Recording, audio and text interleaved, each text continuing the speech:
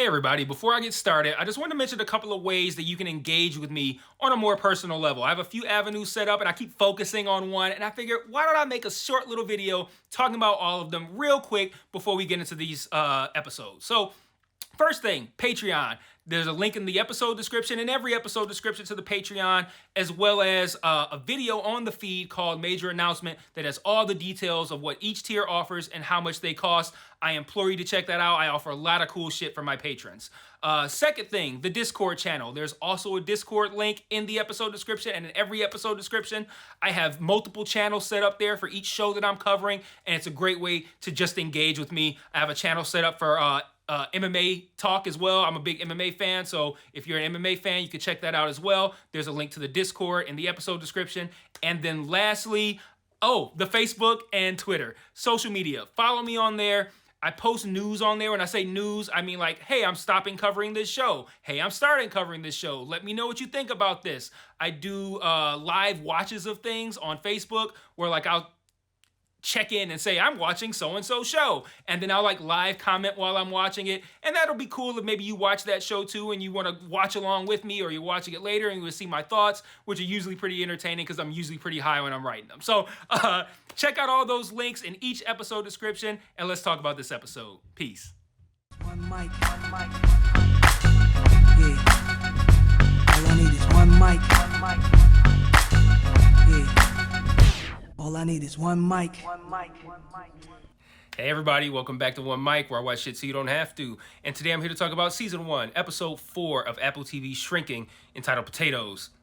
I thought this was a strange episode title. I guess I mean, it's strange if you're looking for some sort of depth, I think, in the episode titles, but which I normally am. But I guess they don't always have to be profound or something where it's like some deeper meaning tying into the episode. It could just tie back to a gag that's not that funny, but whatever. Yeah, I didn't find the potatoes gag funny, and in retrospect, the scene felt kind of largely unnecessary in any way aside from how can we get Jason Segel to eat a potato? Let's get him to bite a raw potato, and like, how do we get there? And then they have this scene to get him there, and I think they must have thought it was funny enough. They were like, we should name the episode Potatoes, because that shit was so funny. I didn't think it was that funny. But solid episode. There was a lot to like here. But the stuff to like was very concentrated. And what I mean by that is what I liked in this episode mainly revolved around Paul and Jimmy, which of course comprises, a lot of the story here. But by and large, I don't think the episode had that much forward progress. They were just specific things within the Paul storyline and the Jimmy storyline that I found to be pretty compelling. I didn't find this episode as funny as the first three. It had its moments, but yeah, I thought the humor kind of fell off. So this was kind of like a down episode for me, even though the things that I liked quite a bit.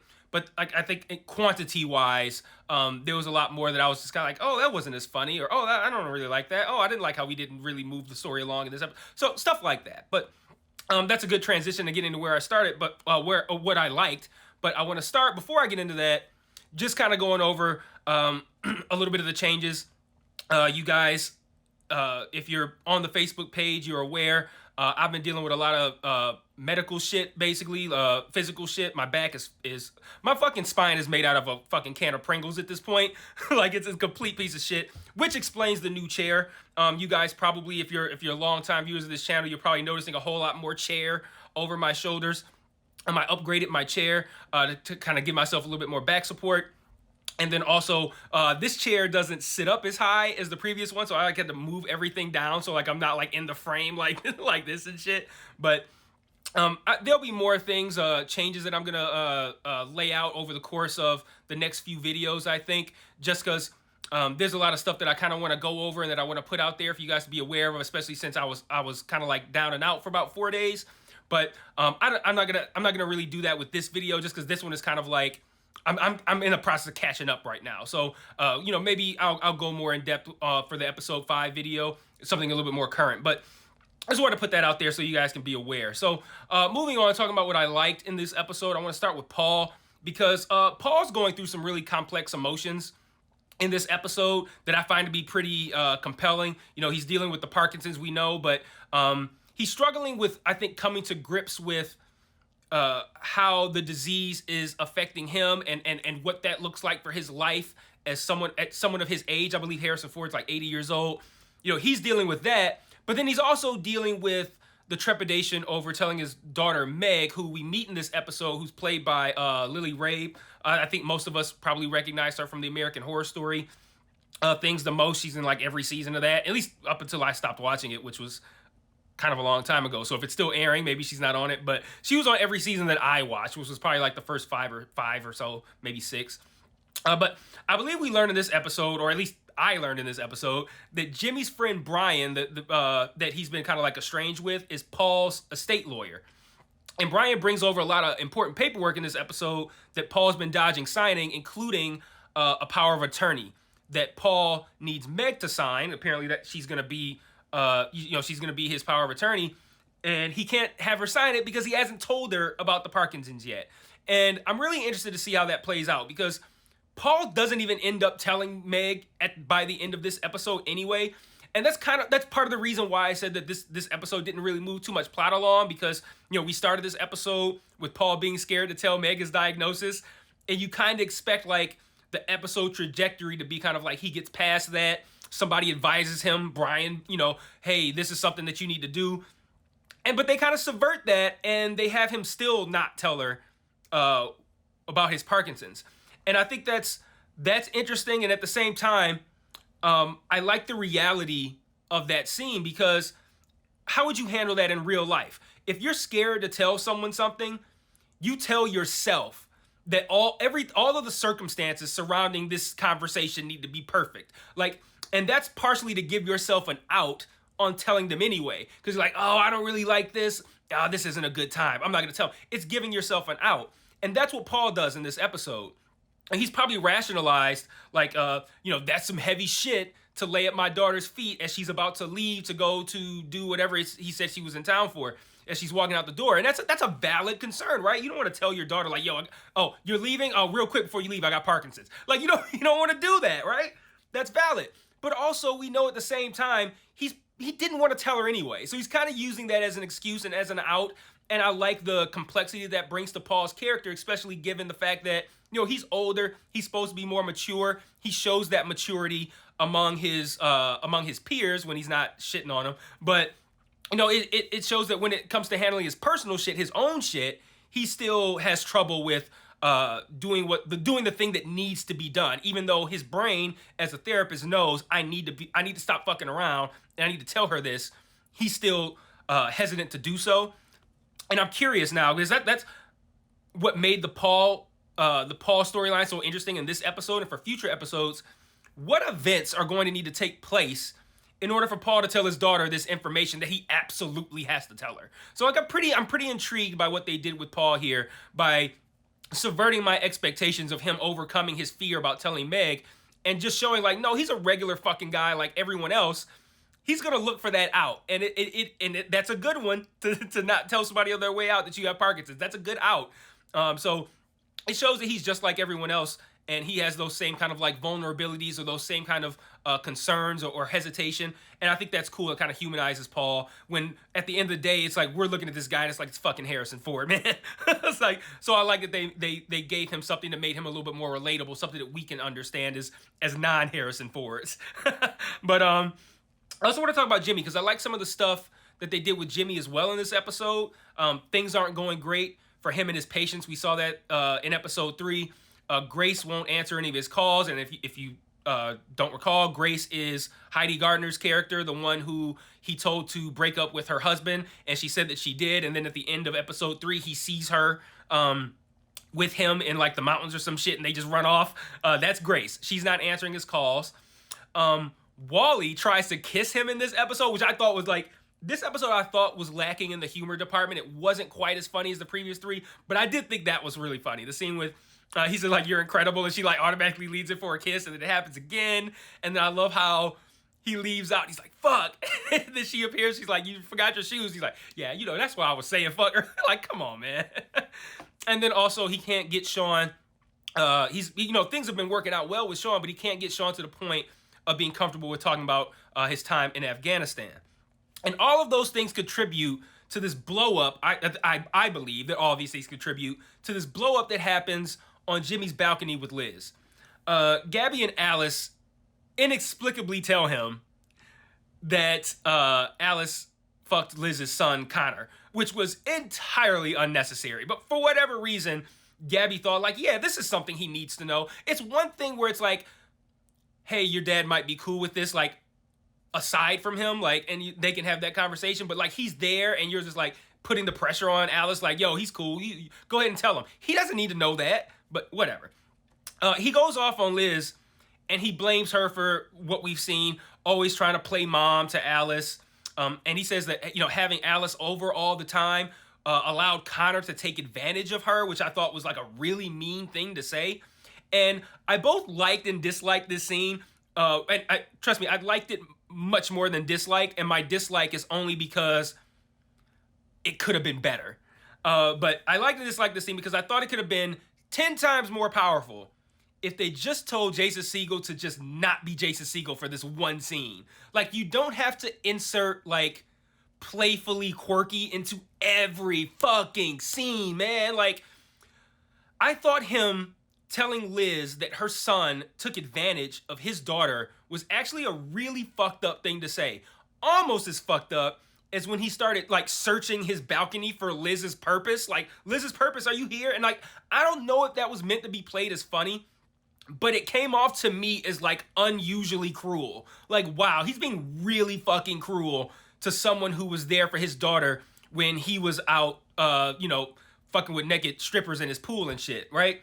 And I like that. I like the idea of him being like this moment where this guy is just really cruel because he's going through a lot. Obviously, I don't like the character being like that, but for the show purposes, I like that move for that character.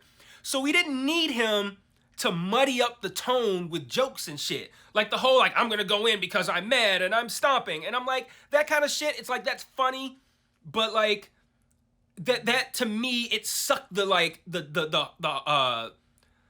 weight out of what he was saying to Liz by like giving you like an insult sandwich. Like, oh, I'm going to be really mean, but then I'm going to say some kind of goofy, and then I'm going to be really mean. And it's like, I did think it was funny when he imitated like Liz go, oh boy. Like, I thought that was really, really funny. But when you have a show like this one, it's primarily a comedy like this or Ted Lasso on the, on Apple.